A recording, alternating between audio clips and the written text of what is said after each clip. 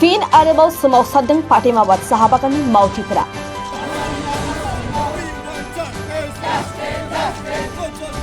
फुंबिलिनिफ्रायनो साहा बागाननि साहा फेक्टरिनि लांगोनायाव ओंखारबोनानै बायदि बायदि स्ल'गानजों सोमावसारदों।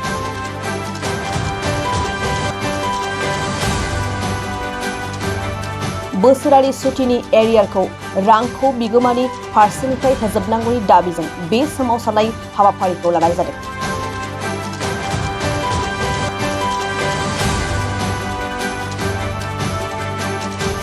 दानारि बेथनखौ बेले बेजे खालामनायजों लोगोसे बागाननि मावसुमाफोरनि सोमोन्दै मावसुमाफोरजों जेबो रोखोमनि सावरायलायैनि अजद दिखांदों मावसुमाफोरा।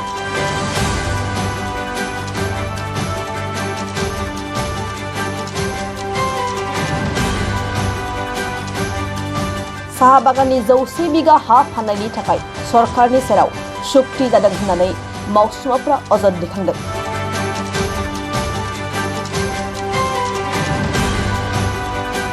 बागाननि बिफां लाइफां दानफायनानै सिलिंखार खालामनायजों लोगोसे बागाननि गेजेराव थानाय दैसानि सेराव ब्रयलार फार्म खुलिनायनि थाखाय लाहार फाहार खालामनायाव रागा जोंदों साहा बागाननि मावसुमाफोरा।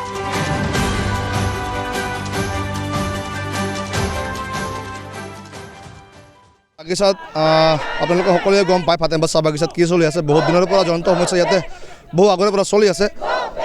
তেনেস্থলত আমি আমাৰ ইয়াৰে যি শ্ৰমিক সংঘ আছিলে তেওঁলোকে মালিক পক্ষই মাত মাতি আছিলে, শ্ৰমিকৰ হিতত মাত মাতা নাই। সেইকাৰণে আমি শ্ৰমিক সংঘ ভংগ কৰিবলৈ মানে সক্ষম হৈছোঁ। যোৱা 19 জানুৱাৰী তাৰিখে শ্ৰমিক সংঘ ইয়াতে ভংগ কৰা হৈছে আৰু সমূহ শ্ৰমিকক একেলগে লৈ আমি প্ৰস্তাৱ লৈছিলোঁ দুটা, যে এই দুটা প্ৰস্তাৱ আছিলে যে শ্ৰমিকৰ যিটো 4টা ছুটি পইচা আছে, পাৰ্মানেণ্ট ৱাৰ্কাৰৰ এটা, স্লিপৰ এটা আৰু ফাল্টুবিলাকৰ দুটা, সেই ছুটি পইচা 2 দিনৰ ভিতৰত তথা 19 তাৰিখ আৰু 20 তাৰিখৰ ভিতৰত দিব লাগে।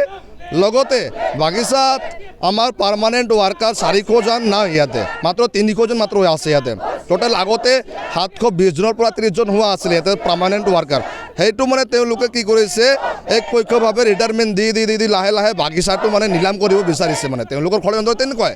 সেইকাৰণে মানে পাৰ্মানেণ্ট ৱাৰ্কাৰবিলাকক মানে ৰিটায়াৰ দি অবৈধভাৱে মানে এইকাৰণে কৈ আছোঁ যে লেবাৰ এক্টৰ বিৰোধী কৰি তেওঁলোকে মানে শ্ৰমিকক ৰিটায়াৰমেণ্ট দি আছে আৰু লাহে লাহে ইয়াতে শ্ৰমিকৰ সংখ্যা কম কৰি আছে মানে। তো তেনেস্থলত আমি সদৌ অসম আদিবাসী ছাত্ৰ সন্থাৰ নেতৃত্বত সমূহ শ্ৰমিকক লৈ, যিহেতু শ্ৰমিক আগে এক পক্ষ 2 পক্ষ তেনেকুৱা আছিলে, সকলোকে একেলগে লৈ আমি প্ৰস্তাৱ লৈছোঁ যে 2 দিনৰ ভিতৰত বাগিচাৰ যিখিনি সমস্যা আছে আমি একেবাৰে গোটেইখিনি সমাধান কৰিব লাগে বুলি ক'ব নাছিলোঁ। আমি দুটাহে সমাধান কৰিব দিছিলোঁ। 400 জন পাৰ্মানেণ্ট ৱাৰ্কাৰ দিব লাগে 2 দিনৰ ভিতৰত আৰু লগতে ছুটি পইচা 4টা দিব লাগে 2 দিনৰ ভিতৰত দিব লাগে বুলি আমি ডেডলাইন বান্ধি দিছিলোঁ। সেই ডেডলাইন মতে তেওঁলোকে কামটো নকৰিলে, অথচ তেওঁলোকে নটিচ জাৰি কৰিছে ইয়াতে বোলে SMSৰ নেতৃত্বত ইয়াতে ধৰ্ণা দিয়া হৈ আছে, আউটসাইডৰ মানুহ আনি ইয়াতে আমি ধৰ্ণা দি আছে তেনেকুৱা। কিন্তু আমি জনামতে ইয়াতে কোনো ধৰণৰ SMS বা কোনো ধৰণৰ BCMS বা কোনো ধৰণৰ শ্ৰমিক সংঘ ইয়াতে নাই। ইয়াতে যি চলি আছে ধৰ্ণা চলি আছে অকল ছাত্ৰ সন্থাৰ নেতৃত্বত চলি আছে। ইয়াতে ছাত্ৰ সন্থাৰ নেতৃত্বত বুলি ক'লে আমাৰ ইয়াতে অকল আদিবাসী ছাত্ৰ সন্থা নহয়, সূত্ৰধৰ ছাত্ৰ সন্থাও আছে আমাৰ ইয়াতে লগতে। তো মই মানে এই আহ্বান জনাব বিচাৰিছোঁ মুখ্যমন্ত্ৰী ডাঙৰীয়া, সঞ্জয় কিষাণ ছাৰ ডাঙৰীয়া আৰু PF কমিশনাৰ ছাৰ ডাঙৰীয়াসকলক যে আপোনালোকে কেনেধৰণে এগ্ৰিমেণ্ট কৰি দিছে এইটো আমি নাজানো, কিন্তু আমি 2017 চনত যেতিয়া নেকি দেৰাছা ছাৰৰ যোনটো পেণ্ডিং আছিলে 3 কোটি 75 লাখ, সেই পেণ্ডিঙৰ কাৰণে বাগানটো এটেজত লোৱা হৈছিল। আৰু ইতিমধ্যে মানে সেইটো সময়ৰ পৰা আমি এতিয়ালৈকে 2024লৈকে যদি চাওঁ 3 কোটি 75 লাখ এতিয়ালৈকে মানে আচুল হ'ব লাগিছিলে, কিন্তু এইটো নহয়, বৰঞ্চ আকৌ পেণ্ডিং হৈ আছে। তো খেলি মেলি ক'ত হৈ আছে? PF কমিশনাৰ না কাকবা ইয়াতে স্কিপত ৰাখি PF কমিশনাৰে ইয়াতে বা ৰিকভাৰী কমিশনাৰে ইয়াতে 2 নম্বৰী কৰি আছে। এইটো অতি শীঘ্ৰে তদন্ত হ'ব লাগে।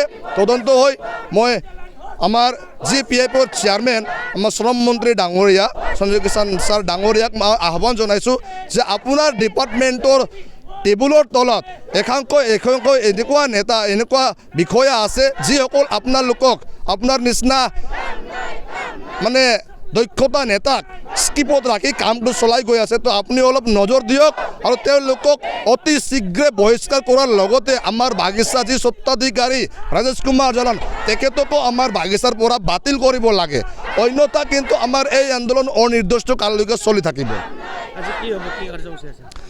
আজিৰ কাৰ্যসূচী এইটোৱে আছে যে আমি সকলোৱে মিলি ইয়াতে তলা ওলমাম বুলি কৈছিলোঁ, কিন্তু ইয়াতে যদি আমি প্ৰশাসনৰ সঁহাৰি নাপাওঁ তেনেহ'লে আমি এইটো সক্ষম নহ'ম। আমি আগতো এনেকুৱা এক্সাম্পল দেখা পাইছোঁ। তো প্ৰশাসন এতিয়া কোনো ধৰণৰ প্ৰশাসন সকলোৱে গম পায়, আমাৰ হালবাৰী মহকুমাৰ সকলো প্ৰশাসনে গম পায়, কিন্তু কোনো ধৰণৰ এতিয়ালৈকে আহি পোৱা নাই। আমি তেওঁলোকক বাট চাই আছোঁ প্ৰশাসনক, তেওঁলোকে আহক, আমাৰ লগত আলোচনা কৰক, আমাৰ সমস্যা কি আছে তেওঁলোকৰ দ্বাৰা এইটো সমাধান কৰাৰ চেষ্টা কৰা হওক।